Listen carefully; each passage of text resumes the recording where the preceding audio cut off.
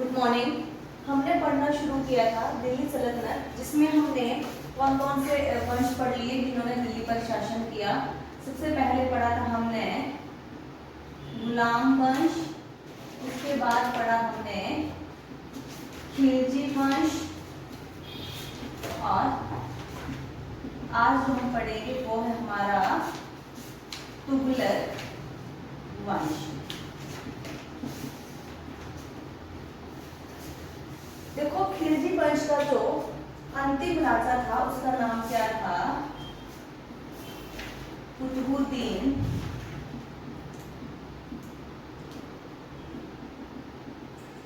शाह खिलजी। शाह खिलजी। अब देखो, ये जो था इसके टाइम में जो गयासुद्दीन तुगलक है, गयासुद्दीन तुगलक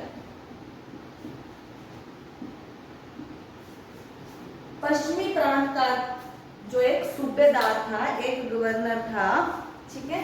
और इसने ही इस वंश को खत्म करके, खिलजी वंश को खत्म करके तुगलक वंश की स्थापना की। तो हमारा संस्थापक कौन है? संस्थापक किसका? तुगलक वंश का कौन है? गयासुद्दीन तुगलक। अब ये सेम वैसे ही है जैसे कुतुबुद्दीन ऐबक। इसने ऐसा कोई भी कार्य नहीं किया महत्वपूर्ण, जैसे ये सिर्फ संस्थापक है। देखो, कई बार आता है संस्थापक और वास्तविक संस्थापक जो अलग होते हैं, ठीक है। 99% जो वो अलग हो गए, कई 1% चांसेस हो सकते हैं कि वो सेम भी हो। तो यहाँ भी वही है, इसने सिर्फ स्थापना करी इस वंश की। इस वंश को इतना नहीं बढ़ाया इन्होंने, क्योंकि देखो ये जो व्यक्ति है, इन्होंने 29 बार तो मुगलों के आक्रमण का सामना किया। कितनी बार? 29 बार। और उनके आक्रमण को असफल किया। तो इनके पास इतना टाइम था ही नहीं कि अपने क्षेत्र का विस्तार कर पाते, ठीक है। लेकिन फिर भी इन्होंने थोड़े बहुत काम किए, जिनको हम पढ़ लेते हैं। सबसे पहले इन्होंने 1321 में क्या किया? देखो, तुगलक वंश कहाँ से स्टार्ट होता है हमारा? 1320 से 1414 ईस्वी तक, ठीक है। तो देखो, जब ये 1320 में दिल्ली के सिंहासन पर बैठा, तो उसके बाद इसने एक साल के बाद 1321 में वारंगल पर आक्रमण किया, जो कि असफल रहा, ठीक है।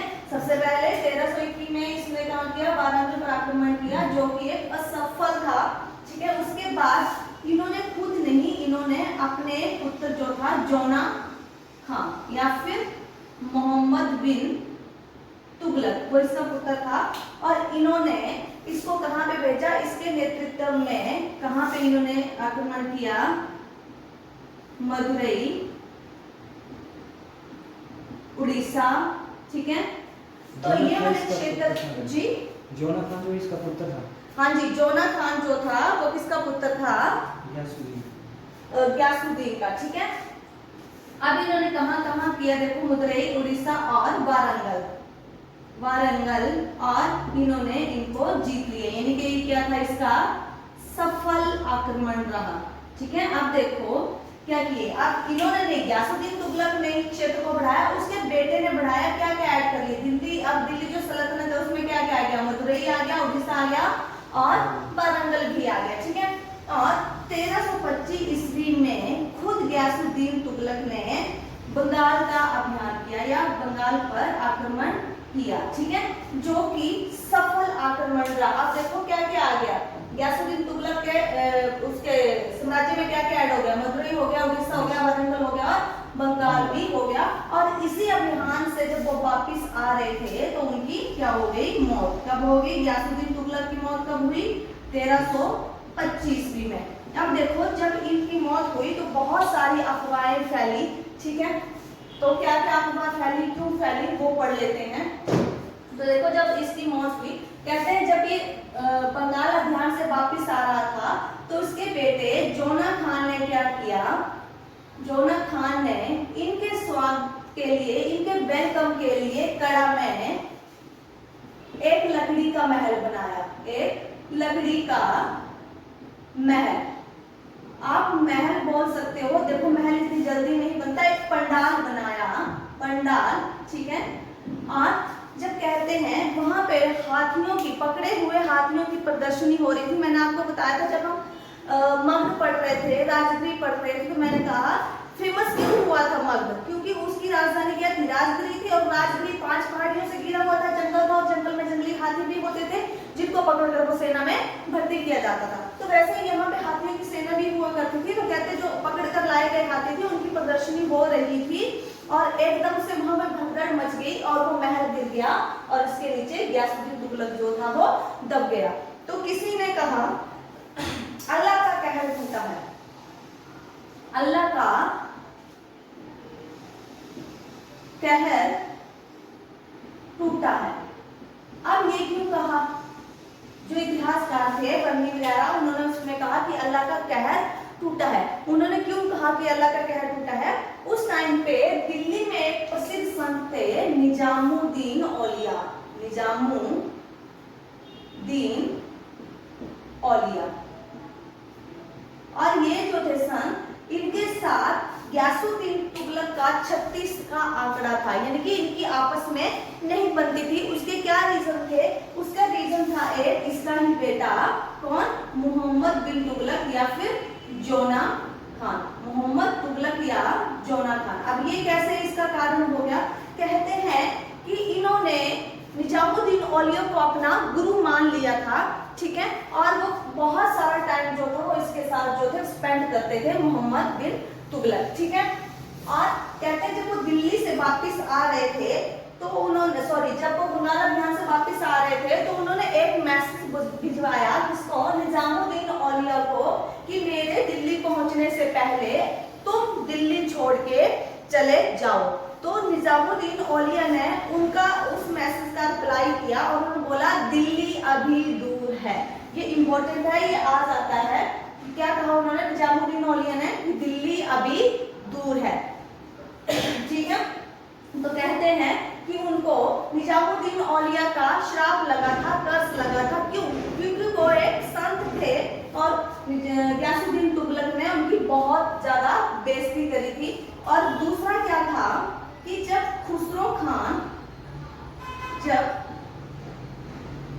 खान दिल्ली के सिंहासन पर बैठे थे तो उन्होंने निजामुद्दीन औलिया को बहुत ही कीमती जो थी एक भेंट दी थी। आपको पता है राजा महाराजा दान किया करते थे, ब्राह्मणों को दान किया करते थे, या सूफी संत जो रहते थे उनको दान दिया करते थे। तो खुसरो खान ने जो था वो निजामुद्दीन औलिया को एक कीमती भेंट दी थी, जिस भेंट को जो था वो गयासुद्दीन तुगलक प्राप्त करना चाहता था। तो ये बेस 2 रीजन थे जिनके कारण वो निजामुद्दीन औलिया से चिढ़ता था, उनसे नफरत करता था। इसलिए उन्होंने उनको मैसेज भिजवाया कि मेरे पहुंचने से पहले तुम दिल्ली छोड़ दो, ठीक, क्लियर होगी। और कहते हैं कि इनको इसके बेटे ने ही मारा था, मोहम्मद बिन तुगलक ने ही मारा था। ये भी किताबें लिखती हैं कि गयासुद्दीन तुगलक को एक जो प्लान करा था, किसने, मोहम्मद बिन तुगलक ने अपने पिता को मारने के लिए, ठीक है। तो देखो अब इसके कार्य देख लेते हैं, इन्होंने क्या क्या कार्य किए।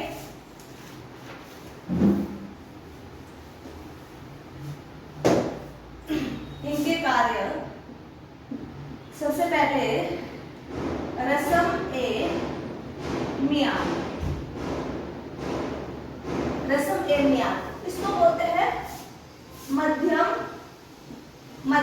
मार्गी या मध्यम रास्ता, ठीक है। अब इसको ऐसा क्यों बोला जाता है, रस्म ए मियाद का मतलब क्या है, मध्यम मार्गी। देखो अभी हमने क्या पढ़ा था, लास्ट जो पढ़ा था हमने, अलाउद्दीन खिलजी, उन्होंने क्या किया, द्वाब में जो था वो 50% की कर में वृद्धि कर दी, ठीक है। और इन्होंने क्या किया, एक बीच वाला रास्ता अपनाया। और दूसरा हमने पढ़ा था कि जो हमारे अलाउद्दीन खिलजी थे वो क्या करते थे, कठोर दंड दिया करते थे। जिस व्यक्ति ने कोई गुनाह किया उसको तो मिलता था दंड, पर उसकी फैमिली को भी वो दंड मिला करता था। तो इन्होंने ना ज्यादा कठोर तरीके अपनाए, ना ज्यादा सॉफ्ट तरीके अपनाए, इन्होंने बीच का रास्ता जो था वो अपनाया। और इन्होंने क्या किया, जो हमारा राजस्व अलाउद्दीन खिलजी ने 50% कर दिया था, इन्होंने उसका 1/4 10 कर दिया, ठीक है। जो वहां पे सीधा ही 50% हुआ करता था वो यहाँ पे इन्होंने 1/10 कर दिया, ठीक है। और इन्होंने जो हमारे नहर और कुएं खुदवाए, इन्होंने नहर और कुएं खुदवाए। और डाक व्यवस्था देखो, संचार के माध्यम पहले से भी थे लेकिन इन्होंने इसको एक सिस्टमैटिक तरीके से शुरू कर दिया, ठीक है। एक सिस्टमैटिक तरीके से शुरू कर दिया। और गयासुद्दीन तुगलक ने एक नगर बसाया जिसका नाम है तुगलकाबाद, और यहीं पे इनका क्या है, मकबरा है, ठीक है। तो देखो हम तुगलक वंश में 3 शासक पढ़ेंगे। सबसे पहला हमने पढ़ लिया गयासुद्दीन तुगलक, और दूसरा है हमारा मोहम्मद बिन तुगलक, और तीसरा है हमारा फिरोज शाह तुगलक।